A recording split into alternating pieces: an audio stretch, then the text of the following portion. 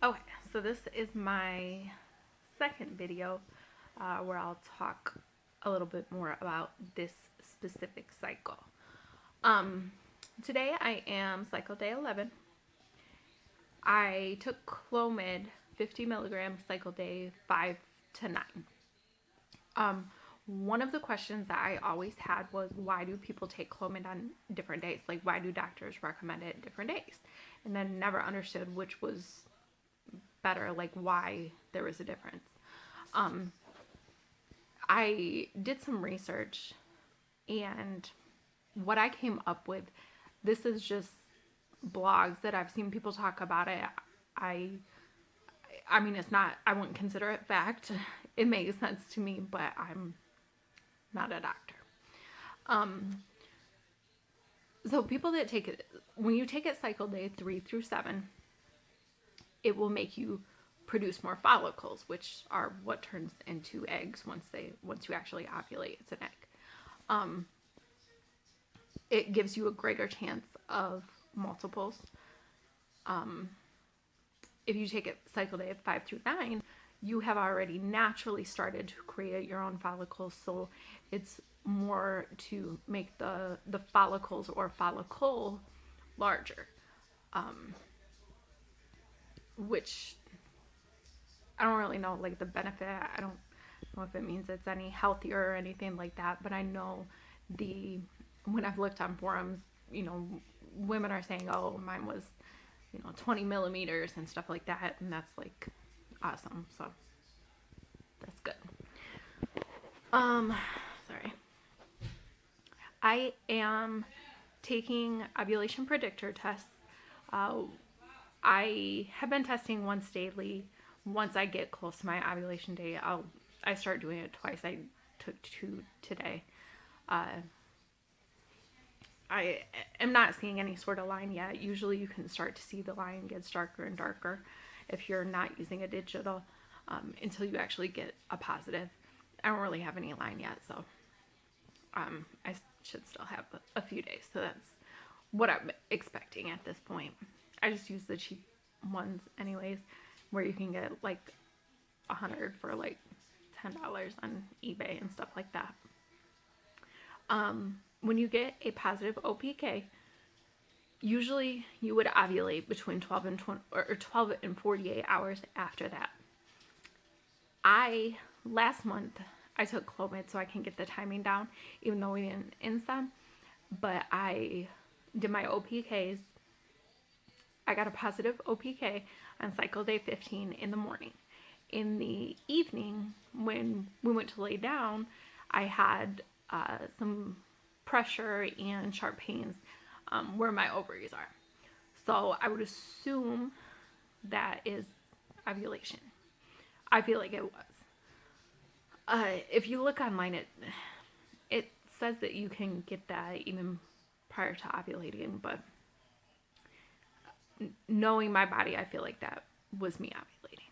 So when we INSEM, I'm going to INSEM 12 hours after I get the positive OPK. Uh, some places recommend you do it 30 hours is what I saw a lot of the time. I believe that is more related to fresh sperm. So this is what at this moment what I'm planning on doing is the 12 hours. The frozen sperm doesn't last as long as you're in your body. So it would be like for regular unwashed unfrozen sperm, it it can last like a couple days. When it's frozen, it'll last like 24 hours tops. Your egg lasts 24 hours. So this is the thing that scares me the most, is just getting the timing right.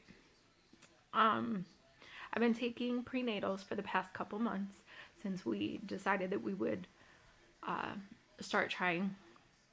We knew we were going to try in February because we moved into our new house in last October. So we were getting everything situated. January, we knew we were going to get new furniture because we wanted it in time for to have a Super Bowl party. So we kind of pushed back trying, uh, so we could do all that, make sure we had everything situated before we started our family. So now we feel like we're in a good place and everything, and we can start the process. So I've been taking prenatals. I take like Nature Valley or Nature Made, something like that, and it's got DHA in it. That's one thing I specifically looked for because apparently that's important. I did go to the doctors for a pre-pregnancy exam. They didn't do any blood work or anything like that. It basically was the same thing as an annual. And my doctor was like, well, do you have a period every month? And I'm like, yeah. She's like, okay, you're fine. I'm like, all right.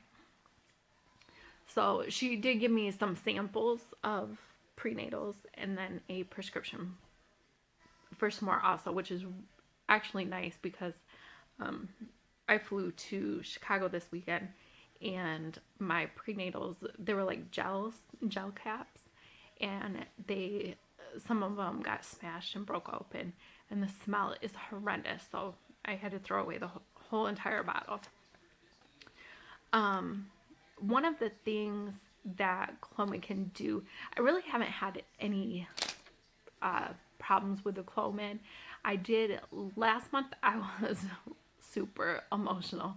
Like, I was at work and I started crying at my desk. Like, I was just sitting there eating crackers and crying. I don't know why. I didn't have a reason to cry. This month, I don't know if it's because I was just so busy and I was out of town last weekend, that I just didn't notice anything, but I didn't really have any symptoms. A lot of women that I know that have taken it complained of hot flashes. I didn't have that problem. If I did, I would be really happy because it's freezing. So, Clomid they say the longer that you take Clomid, the more it can thin down your uterine lining, which you need a good uterine lining in order for the egg to implant. So one of the ways to combat that would be to drink palm juice. I've read that you can drink palm juice and grapefruit juice. So I've been smashing some palm juice. I have like the straight, it's like two like bubbles kind of, and it's just straight palm juice. And then I got some other like organic palm and blueberry juice mixture, which tastes a little bit better. It's not as tart and sweet and stuff. And then the grapefruit juice, which I hate grapefruit juice, and so I take it like a shot. Like, I take a shot of grapefruit juice and a shot of regular juice and stuff. So I'm so sick of juice because I'm not a huge juice drinker, and I don't really like sweet stuff, and so it's killing me that I've been smashing this juice. Like, my stomach feels so full just off juice. So that's really all that we're doing. Right now I ordered the sperm and everything. It better be here on Saturday. Sunday should be cycle day 15, and so hopefully we'll be able to insem that day. I'll probably do another update when we get the tank here, and then maybe one after that, after we actually do the insem and everything. So let me know if you have any questions or suggestions on things you'd like me to talk about. I'm all for talking about things that other people aren't really willing to talk about, like pricing. I feel like a lot of people weren't really talking about the pricing aspect, and the race factor. I mean, maybe this stuff isn't really important to some people, but I know when I'm watching the YouTube videos, these are the questions that I have. This is what I want to know, and what would have helped me when I started the process. So if you have anything that will help you, let me know, and I'll see if it's anything I know anything about or if we have dealt with that. Um, other than that, have a good night.